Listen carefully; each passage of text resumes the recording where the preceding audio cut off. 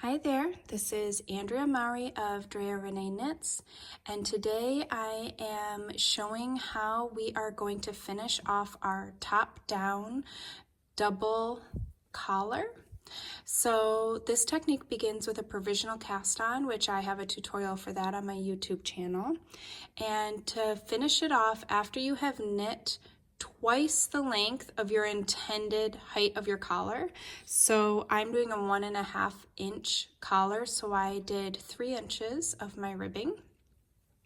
We are going to simply now work all these stitches with our provisional cast on, and that way you can avoid picking up stitches or having to do any sewing.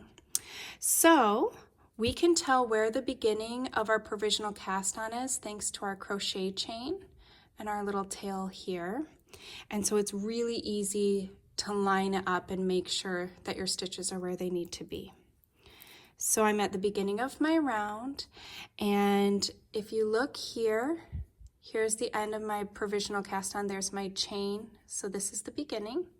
So I'm going to start with this first. You can see this is the tail of my working yarn, so we can just leave that to the side there, and we're going to start with our first little purl bump of our working yarn, and all you do is slip that right on to your left hand needle, and easy peasy. Now we just knit 2 together using the first stitch of your working stitches and that little purl bump from our provisional cast on that we just lifted up. So we knit 2 together and repeat. So we're going to go to the next little purl bump of our provisional cast on, pop that on our needle, and purl it together with the next stitch.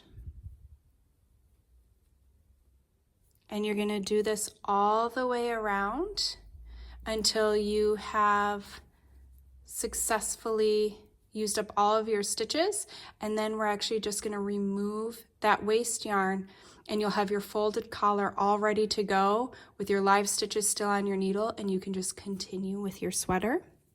Your very last stitch I want to show, because it's a little tricky with a provisional cast on. What happens is these stitches are going in the other direction now, and so you're going to have a half stitch.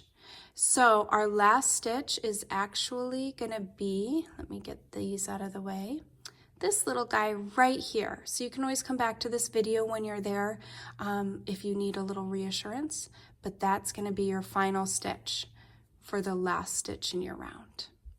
Thank you so much for watching. I hope you found this helpful.